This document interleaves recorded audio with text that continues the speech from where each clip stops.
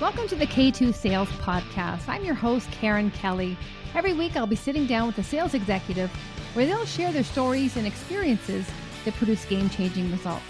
Let's be honest, sales can be a tough game. I'm sure at some point, we've all delivered a less than stellar demo, been ghosted by a client or two, and sometimes maybe we did more talking than listening. And that's where I can help. The stories and insights our guests share can be applied to your own business, your territory, or with your team, so you're not reinventing the wheel. Our weekly tactics and strategies help you get out of your head and start creating your own path towards game-changing results.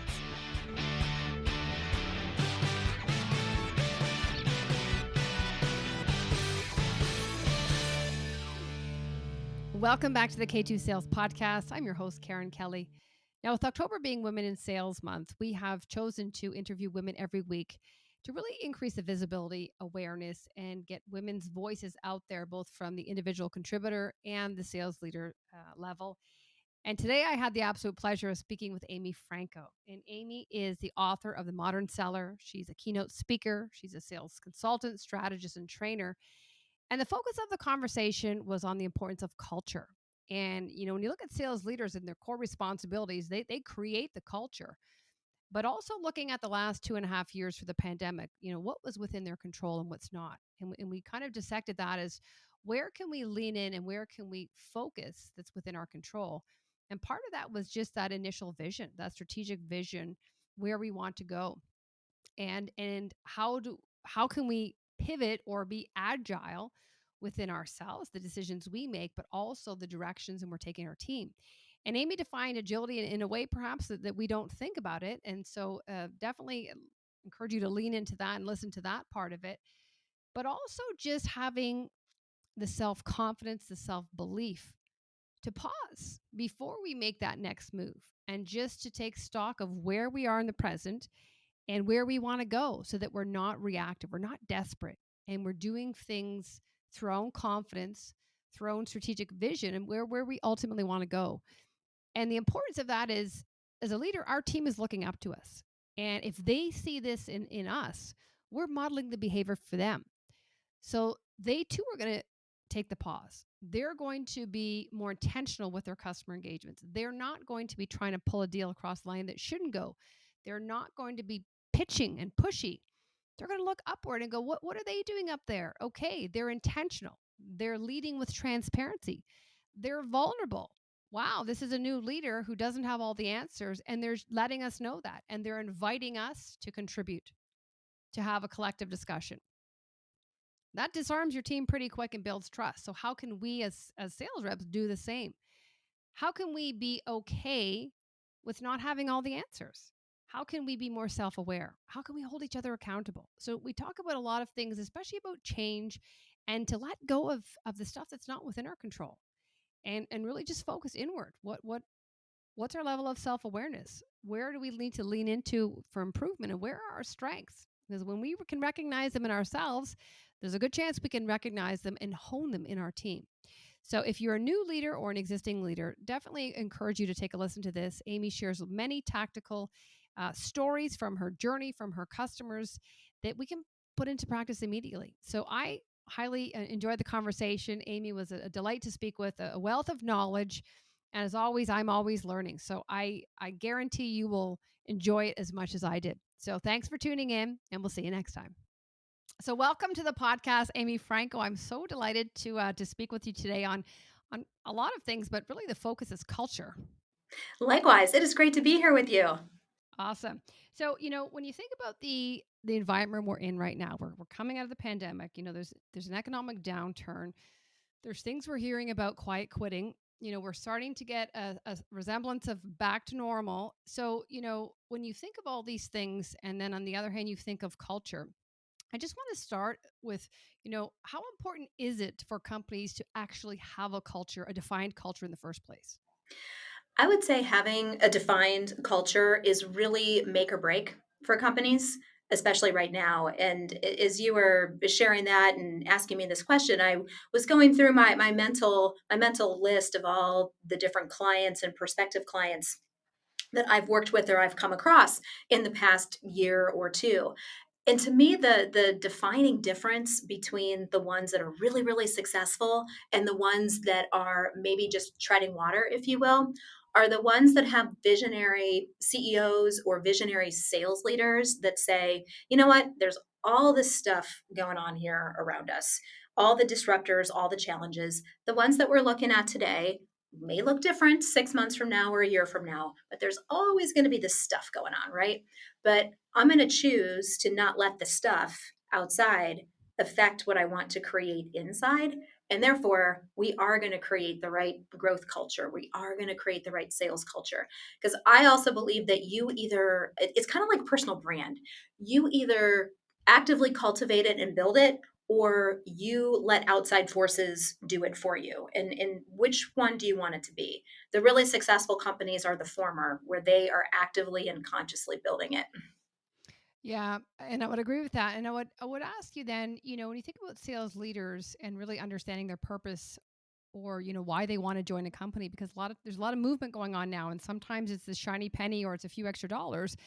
But just with what you said, if they're not really sure, their purpose, and they're not leading with intention and kind of understand their why, you can see how that would contribute to perhaps allowing that external noise in and the vision being blurred, and then everything downstream, being impacted negatively, unfortunately. So what are your thoughts on just really having intentionality, having purpose on why you want to get into leadership in the first place? Yeah, so it's one of the interesting things that I see, and you may have seen this too, Karen, is that you get people who are really successful as individual sales professionals. They are really awesome at running their territory, owning their space, being successful, and then they might be tapped for some kind of leadership role, which they may or may not succeed in because the skills of being a sales leader are different than the skills of being a sales professional. There's certainly some crossover, but there's some very unique differences between sales leadership and being a sales professional. And so, understanding why you want to be a leader and getting the development and the coaching to be a successful leader is also a big part of sales culture, which starts from that top, that CEO that says, I'm willing to invest in building the right sales leaders so that the sales leader can build the right teams. I just think that I see that so often where the sales rep is promoted, and it really is a disservice to them and also the people that are falling under them now, because all they know is product. And like you said, there definitely is a crossover, but they lack the understanding of, unfortunately, you have to drive results through people. And I think, again, even what motivates one is going to be different, Mhm. motivates a team. And again, back to culture, you know s- that's going to have an impact. And so what would you say, either to the leaders who are promoting, these individual contributors to a leadership role, or even to the individuals themselves? Like, what can they do to really set themselves up for this new position so that they are successful, but also that their team is successful?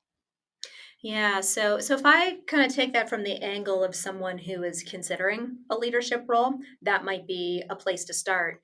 And if I were someone who's considering a leadership role, or maybe a CEO or another executive leader in the organization has tapped me on the shoulder to consider it, I think the first thing, there's probably two or three things you could do. The first is to really take some time to reflect on what would it take for me to be successful in this role, and how much does it resonate with me to move from an individual contributor role to a leader role. And then the other couple of things that I've recommended to folks in the past is shadow some leaders in the organization, or maybe shadow some leaders in your industry and get a sense for what the day to day is like and what you think about that. Because the day to day of a leader is going to be different than the day to day of a sales professional. So just getting a sense of what does that actually look like if I were to step into a day in the life of an existing leader. And then I would say the other thing is to consider a leader assessment. When I work with clients, I will assess their organization using a very sales specific set of criteria. And you can actually do that for your leaders. And you could use it as a development tool and a determination to say, hey, you have some really excellent leadership qualities here. Let's work on what you need to cultivate a little bit more. Let's amplify what you're doing well so we can actually prepare you to be successful. I would say most leaders get tapped on the shoulder, they apply for a role, they're put into the role. A lot of organizations don't do that type of meaningful development to help them be successful, and that's probably a lot of the reason why. And I think we had this conversation in our prep where we talked about, the average tenure is anywhere between 18 to 24 months for a sales leader. I see that repeatedly in organizations. Yeah, all great points, and it is sad for everyone that it's such a low tenure. But with the three areas you just mentioned there, Amy, what I wrote down is just that self reflection piece. And I think what I love is that assessment, because sometimes we're unaware of our strengths or the strengths that align to our role. And so when someone else perhaps is required to bring those out in us, the awareness comes like, okay, and then we can lean into them. But in the absence of that, we really don't know what's contributing to us doing well, what our strengths are, where our areas of opportunities are.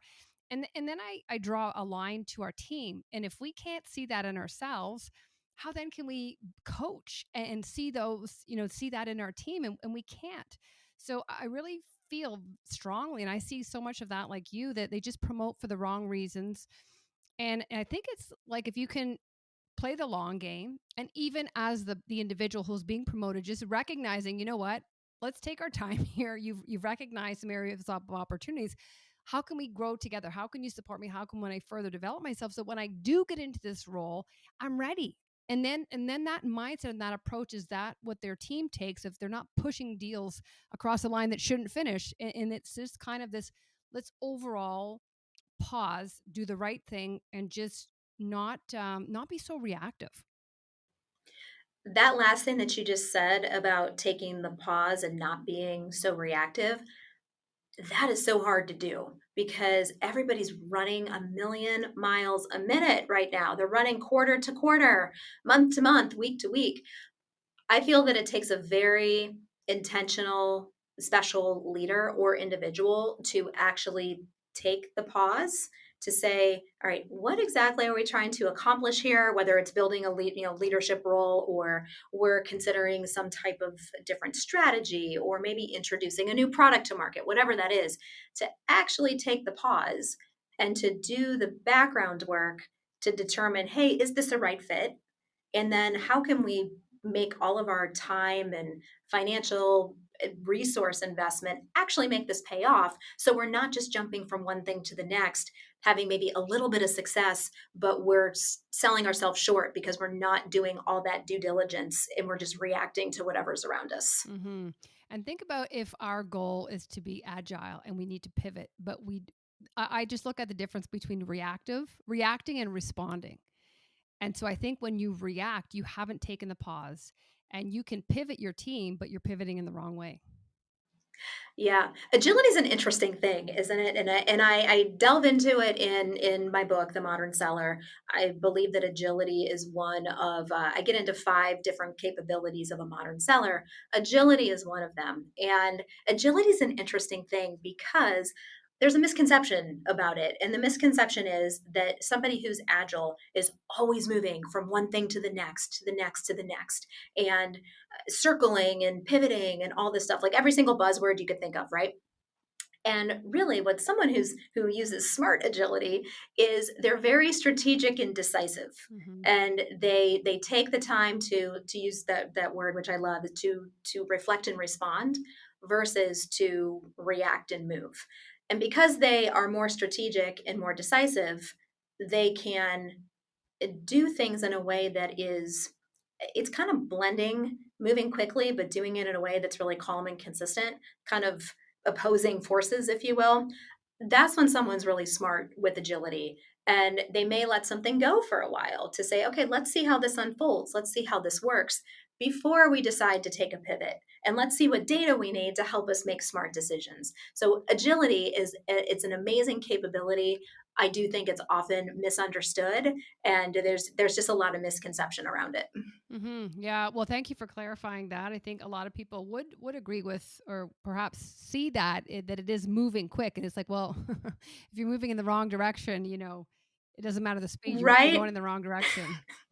Or if you're pivoting, Eventually, you're gonna do enough pivots where you just get back to where you started and you've just pivoted in a circle. Yeah. So it's But you know what it just reminds me of when I played basketball in high school? When you're pivoting, you always have one foot placed on the ground and it's the other one that pivots.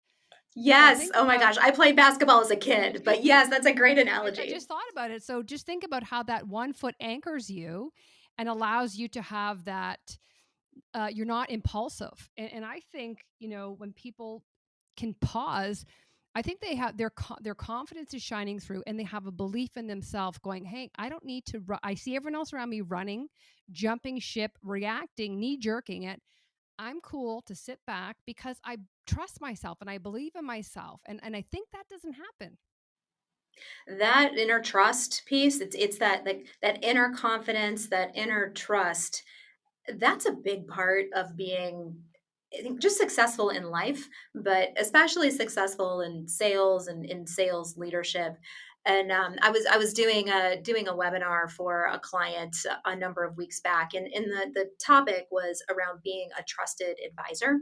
And as I was researching and putting together the content, I had this kind of moment strike me, and I don't know if I read it somewhere or what it was the catalyst for me to think of it, but the idea is to be trusted by other people, you first have to trust yourself. And the way that you trust yourself is through that, that reflection, that assessment, that following through on the small things, that when you follow through and you honor your commitments on the small stuff, all those are little trust builders that help you to Mhm. be confident with the big stuff. So I'm a big fan of that idea of building that inner trust, that inner confidence. Those two things are so connected, and they're so connected to being successful in sales. Yeah, you know what I would add to that? I think they're successful to be successful in life.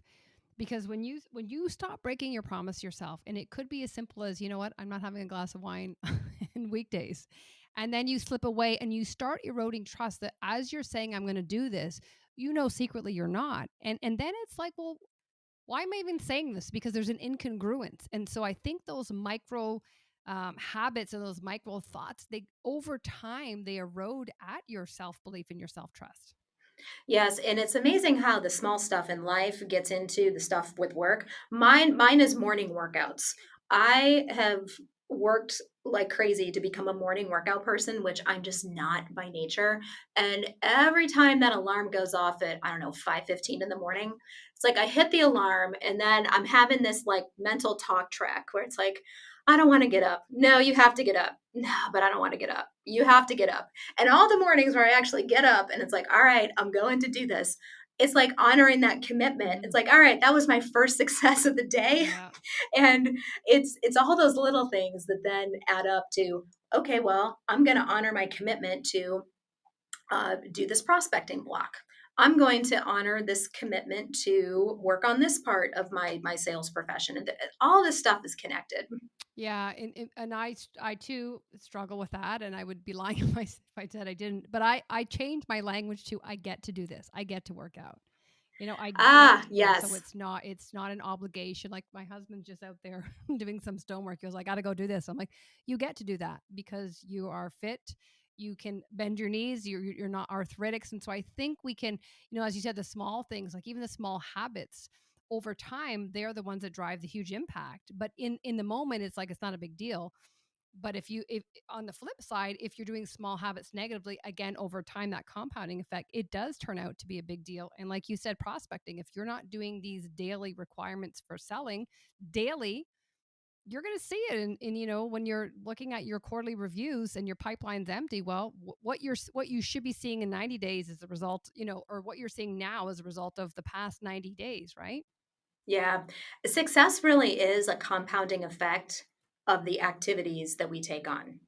So if we're taking on high quality activities, we're following through on our commitments, that has a compounding effect, which ends up with creating success. Hmm.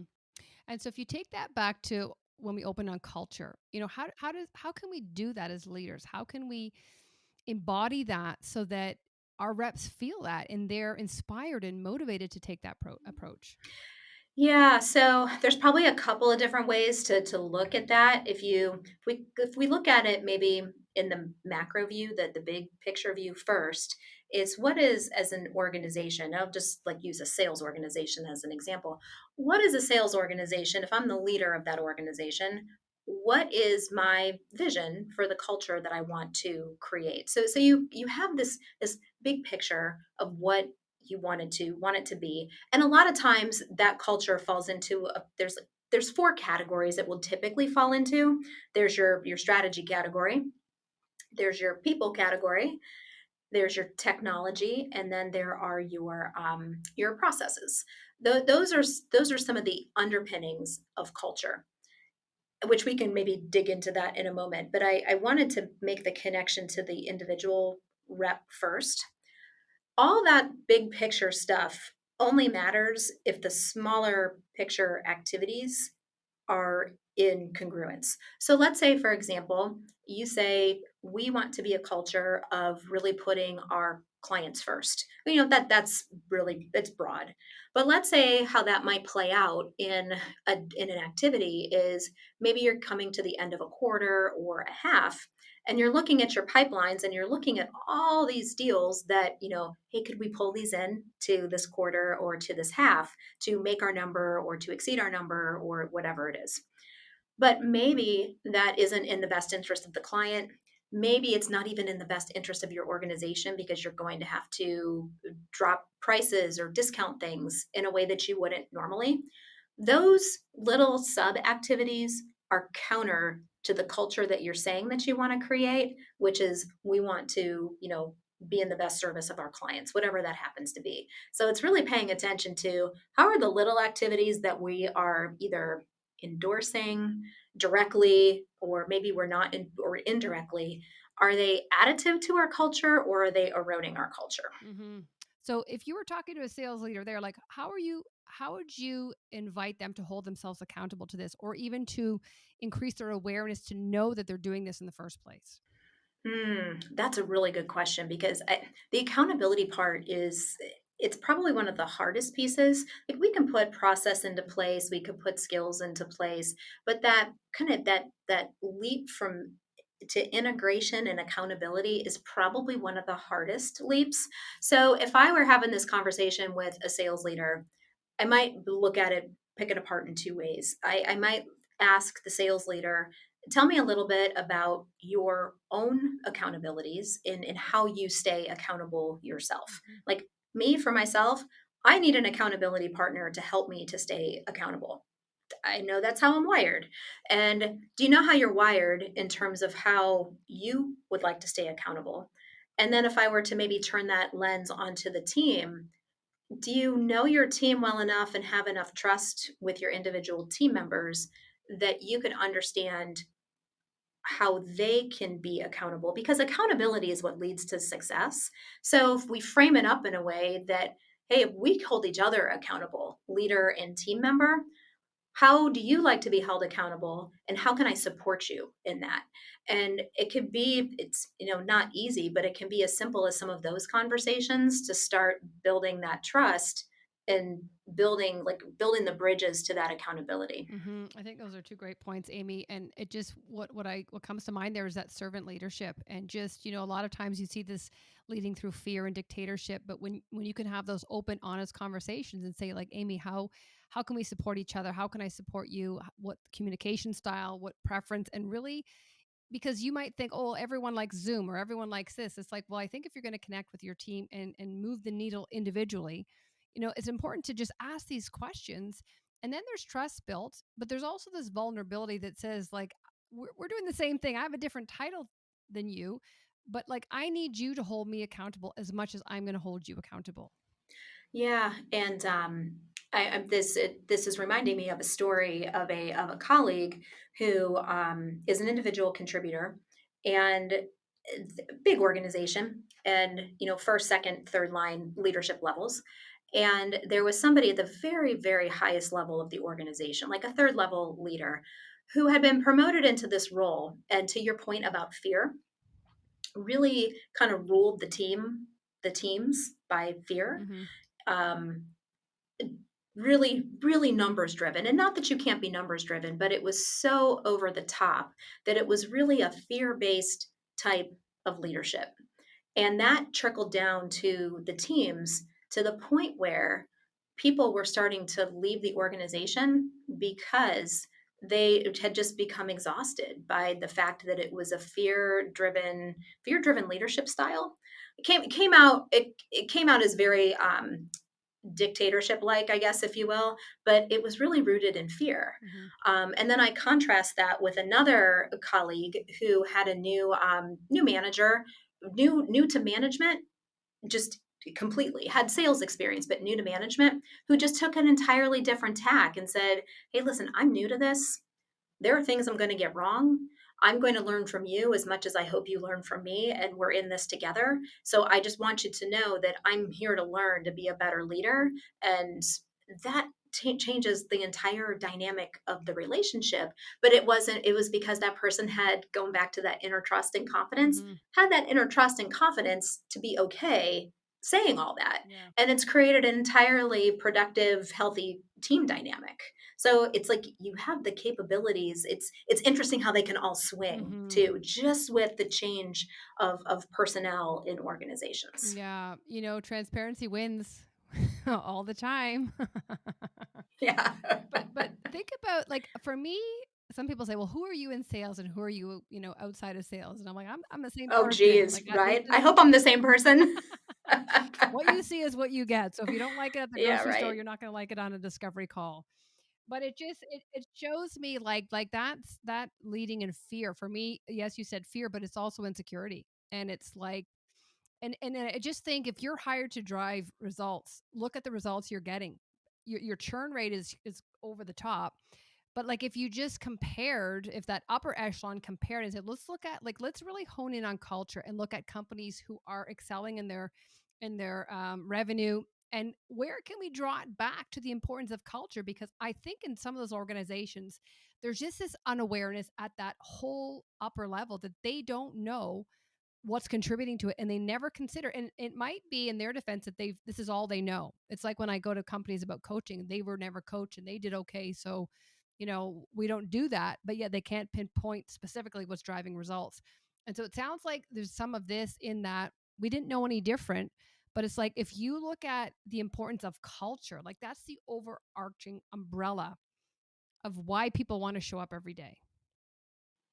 Yes. And for me, sales culture is one piece, an important piece, but one piece of your company's overall culture.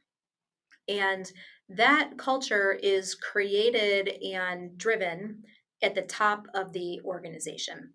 And sometimes this is a function of organizations growing and becoming more complex, that maybe the very senior level leaders can lose sight Hmm. of culture, whether it's the culture that they've intended to create versus what's unintended.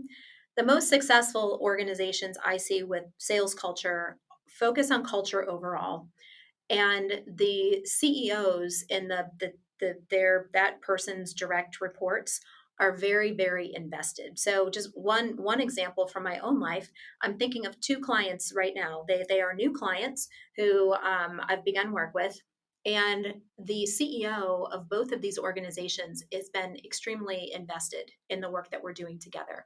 They have shown up to calls with the team to plan. They have shown up to the trainings that I've conducted.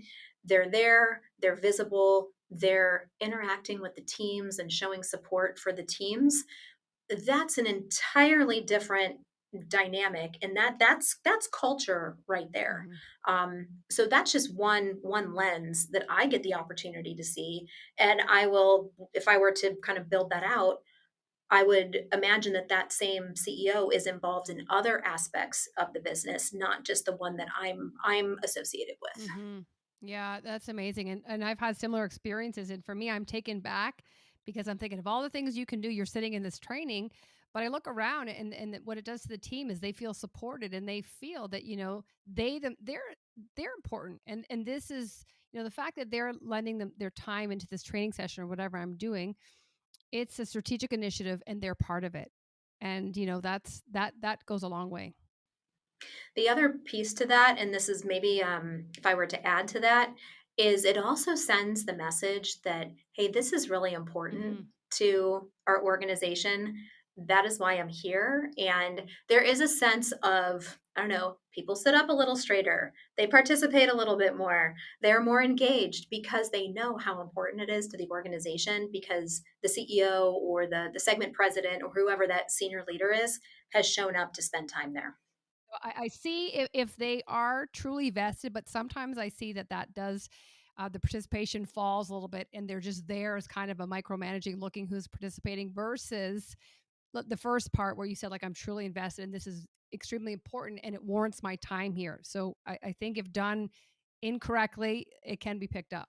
Yeah, there's a little bit of a tipping point on Yeah. that. Yeah, for sure. Just building off that, when the leader's there and they're showing that this is the importance of the training, what I find where a lot of people kind of fall is that in terms of the sales leader, they're asking them to drive results in specific areas. But unfortunately, the sales team doesn't know what excellent or what good looks like. And so they're saying like, we got to get our numbers up, we got to do this, but yet no one's showing them like, well, what should it look like? So what are your thoughts on just instead of hitting the more button, hit the how button? Right? Ooh, that's a visual there, Karen. We have a more button and a how button and an Oh, easy button. and a delete button. And a delete button, right? Ooh, I like it. That's a whole other podcast. Um, yeah, it's that's a really good question. And I'm just kind of going through, just kind of thinking of some examples from my own life or from some clients' lives. So if I were to put this in the lens of leadership, I was doing a training a number of weeks ago with a client, and we were having this exact conversation about the need for specificity. We were talking about it through the lens of really understanding what our customers wanted to accomplish and what's valuable to them, that need for specificity.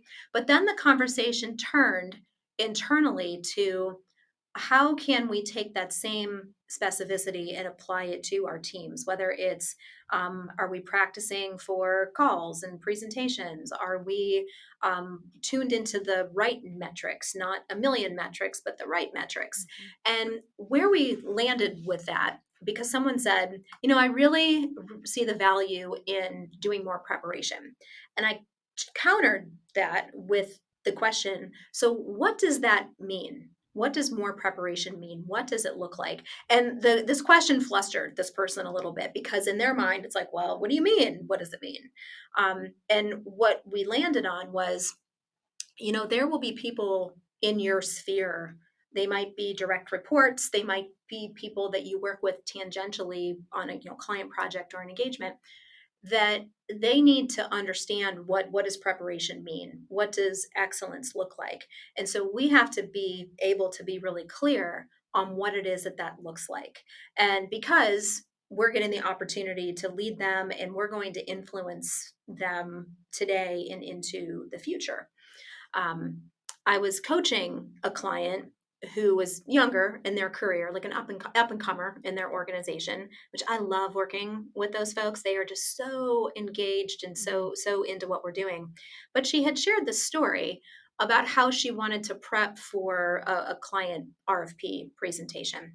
And when she went to her leader to talk with this person about doing that, she's like, what happened is they laughed at me and said, "Well, we don't need to do that." And I'm like, ugh, like it's like a knife to the heart, right? Mm. Because here you are as a leader with an opportunity to, someone's coming to you to say, "Hey, I'd really like to practice this so I'm better with the client." And that's the reaction that they get. Mhm. And I share that story for, anybody who has maybe either had that happen or maybe you were the person in the shoes that said, "Oh, we don't need to do that." But just really kind of thinking about what the impact of that is, and just how, in my particular client's case, just how that really impacted her to, in the future, to go back and ask for help Mhm. because of what had happened with that experience. So it was like, it was a real learning lesson for her to not give up on asking for help just because she had one bad experience. Mhm. And it's hard, and I think that resilience, perhaps because she is newer, she's got a lot of energy. She's not 25 years in where she's like, "Forget this." Right. But but, in terms of those types of leaders, because I run across them too, and sometimes they're not willing to go to bat. They're not like you just that example, and that is so sad because when they're coming to you, they genuinely want help, and that is your job.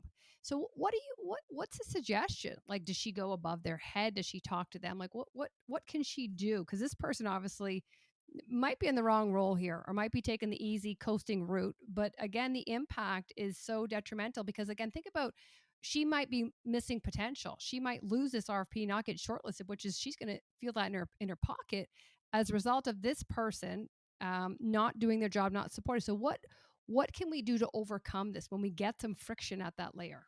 Yeah, so what we ultimately landed on, and this is a really kind of heavily matrixed organization, which in this kind of situation I feel could actually be an advantage. So what we landed on was first like, hey, just first of all, try not to take that personally because that's more about them. It Hmm. is about them and it's not about you.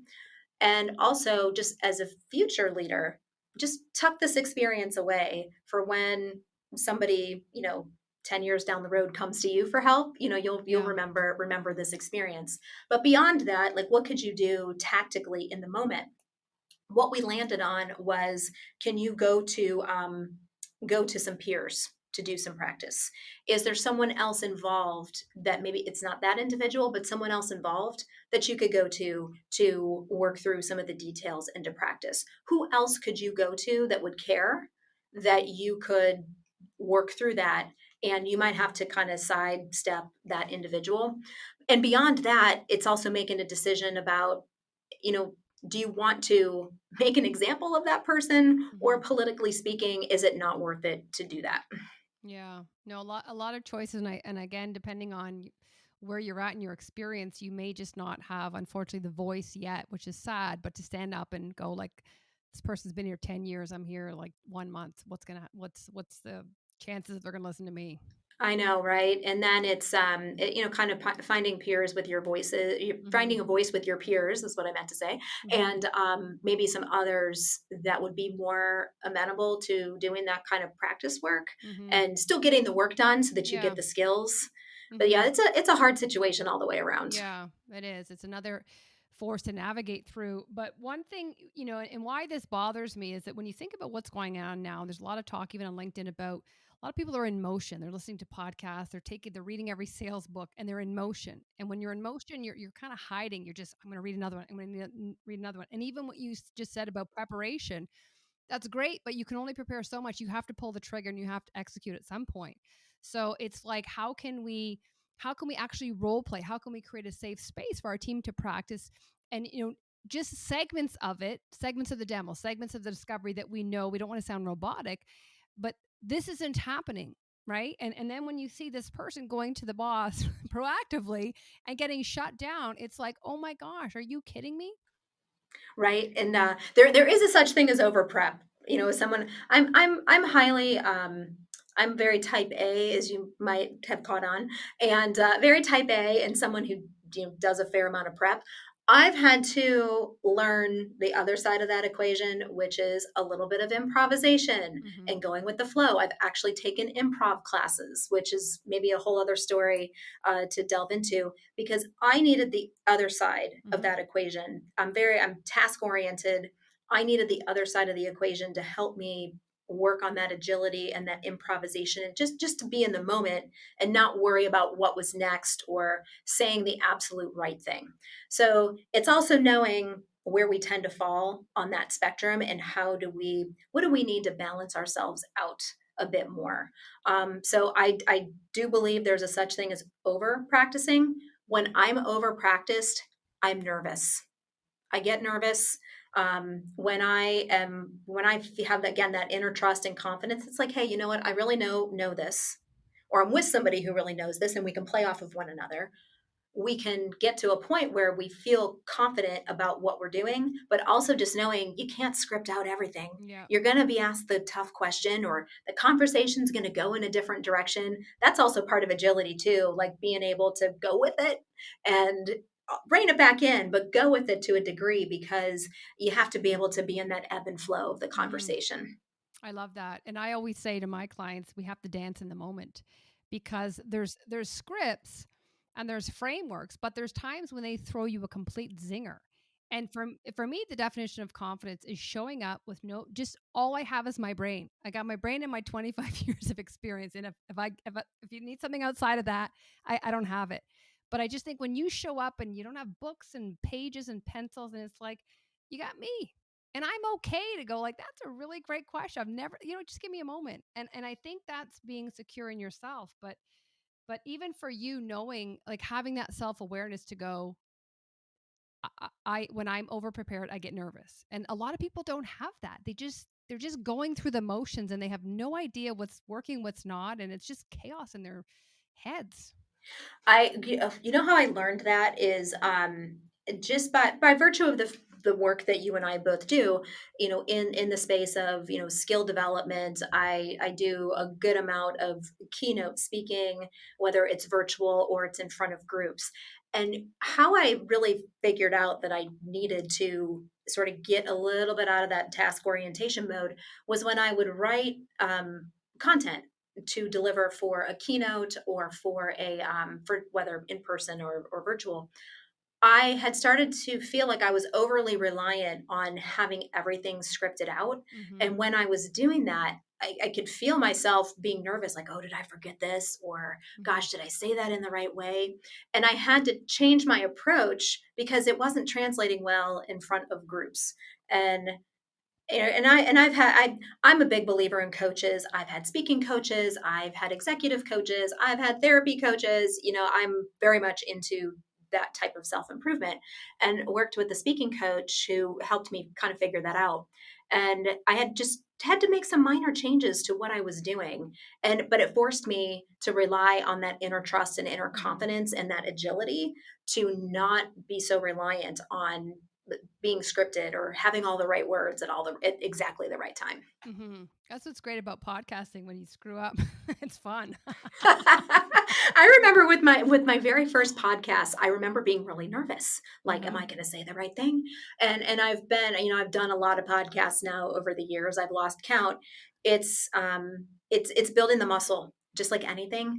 Like, you're going to be bad at it for a little while. Sales skills, whatever it is, whatever you're learning, leadership skills, you're going to be bad at it for a little while, or just not as good as you'd like to be before you get good and feel confidence and trust. And that's Mm-hmm. where, fast forward, however many years I've been doing this, it's a very natural conversational flow, but that's not the way it started. Yeah, and I think it's good you mentioned that, Amy, because a lot of people listening to this might think, oh, she's so polished and she's sounds great, but you know what? Rewind 20 years or however long ago, and it's like we all have to start somewhere.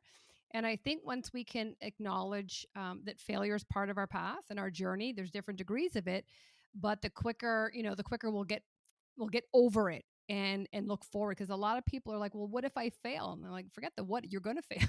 Embrace it, Sure. learn Right. from it, but next time it's going to take you less time to dust yourself off and get back in the game.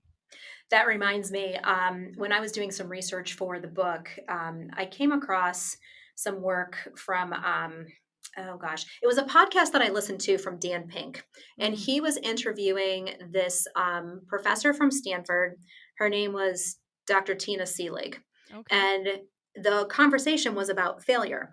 And what Dr. Seelig did with her students at Stanford is she would ask them to keep a failure log. Hmm. And I don't recall exactly how long she asked them to do this for, but the idea is that, for a certain period of time, each day or each time it happens, you write down something that didn't go your way, something you failed at, something that didn't turn out according to plan. You write it down, you write what happened, you write how you felt in the moment, and then what you learned from it. And the idea of taking failure or things that just didn't go according to plan and putting words to them, writing it down, but then using that as data and connecting what you learned from it. What she had started to find with her students is that it took away the stigma of, failing or something just not going right, but also the data part of what could I learn from it so that it doesn't, I could lower the odds of it happening again.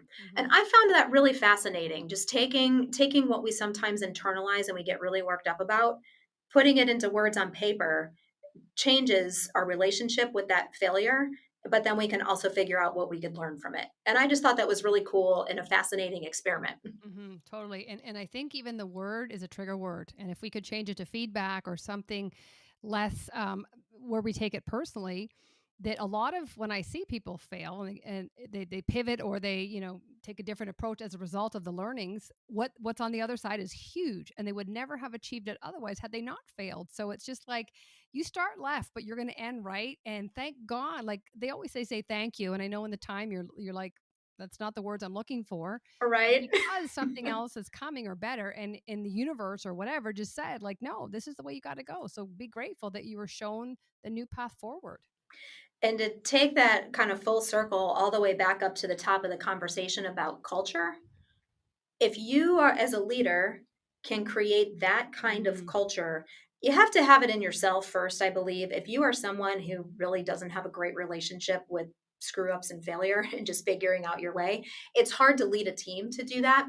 But if you can build that type of culture in relationship to failure and trying things, experimenting with Mm-hmm. things, um, you can build that. That's culture right there. And that creates a whole different level of trust and accountability, people being willing to be more innovative. Um, I was at a conference a few weeks ago. I was at the Outbound conference, and Mm-hmm. um, you and I were talking a couple weeks ago. You had Anthony in Reno on your podcast, and he's one of the founders of Outbound. Mm-hmm. And we were doing a VIP mastermind session with the lead with the VIPs that uh, came to the conference, and they got some special time with us. And we were talking about, what do you do? Like, how do you push your teams to try new things? So things like video, for example, doing video prospecting and using different ways to connect with people. And it really, what we were talking about was you really have to embrace as a leader allowing your teams to do that stuff with some guardrails, but allowing for people to try things and experiment with things and creating that culture of trying and failing. Mm-hmm. Yeah, and celebrating failure, because I think and when we don't do that, there's a reluctance to try. Yeah. I got to get to the point, Karen, where I celebrate failure. I don't know if I'm quite there yet, but I can at least make peace with it and use the data. So maybe that's my own work in progress Yeah. to actually throw a party when something goes wrong. I know. I know. Maybe a better word is make peace with it. And it's not immediate. It's not Yeah. immediate, but I look at it and I always see a learning and sometimes what I'm getting better at is going, that was out of your control from the beginning. So it's easier to detach going like that. Like COVID wasn't your fault. Right, Let it right. go. Control the controllables. Yeah. Let it go. Have you heard of Spanx, the CEO of Spanx? I don't know, Sarah Blakely. Yeah. You know what? I'm familiar with Spanx. I don't follow it too closely, but I just think I thought I saw recently that the founder of Spanx, Sarah Blakely, Yeah. and I think she's the CEO as well. They just named a Yeah. successor. Okay. She just with building on what you said, she growing up, her father would always say celebrate failure. And so they would go around the dinner table and they'd say, "What did you fail at today?" And she's like, "What do you mean what I fail at?" And they would get in trouble because he's like, "You're not trying." So then one day she was like, I put my hand up at school today, and he's like, "And what happened?" She was like, "I got the answer wrong." He's like, "Great." Because and she was confused, but she goes, "But that you tried. And tomorrow you're going to put your hand up again." So we do that at home now too. And I just think like that's a willingness to try. So even if you're wrong, how else will you know? I would rather be wrong than sit there with my hand up, down, wishing I could have the courage to put it up. And that right there is you think about the ways the a lot of sales is success is our internal talk track, right? Mm-hmm. The things that we say to ourselves, whether we know that we're doing it or it's completely subconscious. So if you play off of that idea, and I think I remember her sharing that story maybe somewhere in a podcast, and that's a really great example of how the messages that you receive growing up really do have a big influence. Not that, I mean, that can be overcome, right? But it really does have a big influence in how you tend to show up as an adult. So if you take that same example and said, well, I don't want to hear about anything that you failed at, everything has to be great right out of the gate, you probably wouldn't have had somebody who was willing to try to become Mm-hmm. an entrepreneur and introduce this entirely new category of product into the marketplace had she not had that type of training, if you will, from Mm-hmm. her family growing up. So a lot of what we learn growing up does become our internal talk track. And the more that we have some awareness of that, and might have to work to overcome that, Mm-hmm. but it's all that's so connected to what we tell ourselves, Oh, it's and huge. what we tell ourselves turns into our actions and our behaviors. Yeah, 100%. Even when you think about teachers and parents, because they're the ones at the fundamental level. And I was listening to Gary Vee the other day, and he was saying just about the school system and how structured it is. And he's like, I celebrate because I got D's. He says, but I'm known for being empathetic and compassionate. And what he drew a parallel is that people then rely on these results of the grade system and this really structured box theory. And he goes, these are the people when they go to corporate, they need someone to hold their hand, they need their performance, and they're not willing to think outside the box versus those who are kind of lean into their uniqueness and don't follow completely the rigidity of the system. And I'm not saying go, rogue or anything.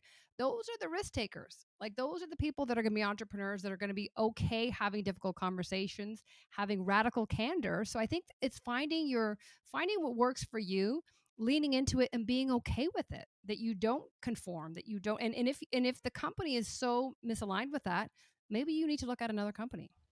Yeah, and just listening to you talk about that reminds me of the idea that structure and flexibility don't have to be two completely separate things. Having some level of structure in those guide rails in place is what can give you the freedom to actually try new things, to Mhm. be entrepreneurial, to try the new sales technique, whatever it happens to be. That's why I'm a big fan of frameworks, Mhm. and that's a lot of the way in which I think and the way in which I teach or facilitate my content, because a framework to me gives you some structure, but it's not rigid. Mhm. And you can use the elements of it that work well, but you can adapt for different types of sales scenarios. So, or just leadership scenarios, whatever it happens to be. So I like thinking and facilitating in frameworks. Yeah, I do too. And I just bring it back to the art and science and of life and of sales. And the science is that structure. But then you have the freedom to connect, even in a virtual environment, to check in with your audience. And when you don't have a structure, you have no idea where you're at. They know that. And then you've lost everything. So I don't love the scripts, but I think if you just need a framework, and I talk about the rule of three, like how can you have, even if it's not threes, but threes are memorable, have five, but allows you to jump in and jump off knowing where I'm at when I go back on. Yeah, and I was with a client. This was a year or so ago, and as part of my strategic selling program, we have a whole section on how to have a better sales conversation. And again, being a fan of frameworks, I introduce a framework. It has actually five pieces to it, and so I introduced this framework, and I taught the framework. And the CEO of the company was in the back of the room, and this was so funny.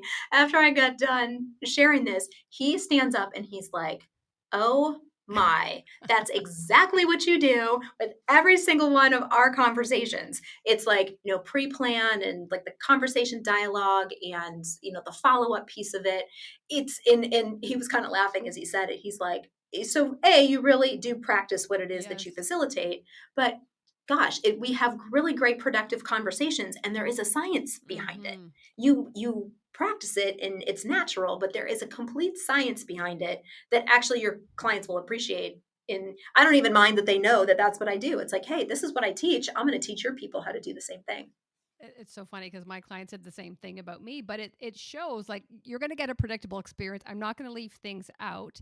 And like you said, you can over prepare. I don't need to prepare because I rely on the framework. I can fill in the gaps, but it's like a GPS. I got the big turns. I can fill in the small bits in between. Yeah, and I don't know about you. My experience with that is it does take some time to get there, to have that trust and confidence that you can just have those big guideposts and fill in everything in between. I do find that maybe if you're new to an industry, you're new to a company, or maybe you're just new to your career in general. Sometimes that can feel a little bit intimidating, so you may do a little bit more practice and preparation, but as you become more confident with it, you gain more knowledge. And this is also agility too, Hmm. you can look for the patterns and fill in where you need to, because you now have that other experience that you could rely on. I think that's a great point. I mean, when I started, I did not. I would be the deer in the headlight when I'd get something out of context. But I think that's a great way. You just think about every conversation. What did I learn? And if there's a similarity or an overlap between persona or industry, how can I then lead with that in my next conversation for anyone, as you mentioned, who's new, but even who's perhaps entering a new vertical? Are there trends, are there patterns that I can introduce that give them, oh, okay, they're not new to this. She knows what's going on. And again, it's a great opportunity to start the conversation so that it's based on assumptions perhaps, but you're coming to the party bringing something. Yeah, but coming to the party bringing something, I feel, is more important than ever these Hmm. days. And this is maybe more a little bit on the topic of relationship building, but for someone who is maybe for those of us that are a little bit more seasoned in our careers, we have learned for a long time that relationship is everything. You have to build the relationship in order to earn the business, in order to grow a client, whatever it is. And there is certainly a lot of truth to that. Where I think things have changed a little bit in the sales environment, and I think this talks to some of our earlier comments just about so much disruption and distraction and so many options out there, that it's easy for a decision maker to be like, gosh, Amy looks like Karen and Karen looks like Sue, and like we're all the same, right? Hmm. And you're kind of battling this world of sameness. So being able to come to conversations with ideas, with thought provoking questions, with something that is shows our expertise. Like the road from rapport to relationship, I believe, goes through demonstrating expertise. And there's an art and a science to that. But we oftentimes, to earn trust and earn the right to continue building the relationship, that other person really has to experience something of value from us. Hmm. And that something of value is often a new idea, some type of expertise. So I think that that's where the nuanced change has happened. It's not just, oh, let me come in and ask you questions about your family and your kids and all that. That stuff's important, but it's not first anymore. It's Hmm. further down the road. Yeah, I completely agree. And I think the virtual world has kind of compressed that in that you have to hit the purpose button pretty quickly. And, I just think the bar is very low now to differentiate yourself because it does take a moment to actually look at the other person's perspective and just consider for a moment what they want to get out of the call. What are their hopes? What are their fears versus us pitching and just pausing for a moment, like what's going to take to actually get them to agree to the next step. And the next step is not going to be a real hard close, but just so that we're advancing. And I think when we're too inwardly focused and seller focused, we miss all these things that are just so obvious in front of you. Yeah, and the work that I do, and for anybody who is doing something that is more complex, even on the transactional side of sales, like if you're selling something a little bit more transactional, it's really never, in my experience, has it been a one conversation from start to finish. Hey, I've met you, we've had one conversation, and I'm ready to work with you. I've never had that experience. It's always multiple conversations, maybe multiple people are involved. And I like that idea of what's the next right step? Hmm. If you can get to the next right step and the next right step after that and continue, that's just consistent forward progress. Hmm. And it's like those small consistent steps is what will help you get to a successful end result. And that's what they're looking for. And unfortunately, what I see is when I do call coaching is the sales reps asking the customer. They're not professional buyers. This might be the first time they bought your product. So we need to lead, and that's where that confidence comes in. It's just we've got this. We'll do the heavy lifting for you. And then they can loosen their grip a little bit. But in the absence of that, they're hanging like status quo wins. Yes, status quo absolutely wins. I have this conversation a lot with clients that you're going to always come across your competitors, the people that you're going to see virtually in any scenario, but you're fighting change, the status quo more than anything else. Mm-hmm. And you are having to overcome resistance to change more than anything else, even with your best customers. Mm-hmm. There might become a time where they're reluctant to change or to continue on because of other things that are happening in their environment, and it can be easy to get desensitized to that because they've been our best customers for a long time. But if we just always hold that level of awareness, think we can be smarter and help. And we're navigators. We're helping customers change, and we're helping them navigate. Mhm. Mhm. And this kind of brings us full circle, Amy, that we we started with change and what's within our control and what's not. And just now again, like what can we do to change ourselves? How can we invite our customers to change and recognizing sometimes one of us isn't going to change and that means the partnership's dissolved and that's okay because some things are time stamped and we've had a good run, but let's forge ahead separate paths. Right. Absolutely. Well, I want to thank you so much for sharing your expertise on, everything culture, how you've woven your 5 pillars from your book into the conversation. And so I imagine people are going to be interested as to where they can learn more or perhaps connect with you. And what's the best way for them to do that, Amy? The two best places to find me, you are welcome to send me a LinkedIn request. And please let me know that we connected through Karen's podcast. And I'm happy to accept those connection requests. And then, secondly, you are welcome to go out to amyfranko.com. A lot of free resources out there to help you on your sales journey.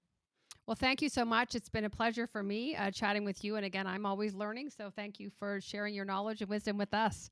Thank you. And likewise, this was great. I appreciate it. All right, everybody. Well, thanks for tuning in again, and we'll see you next time.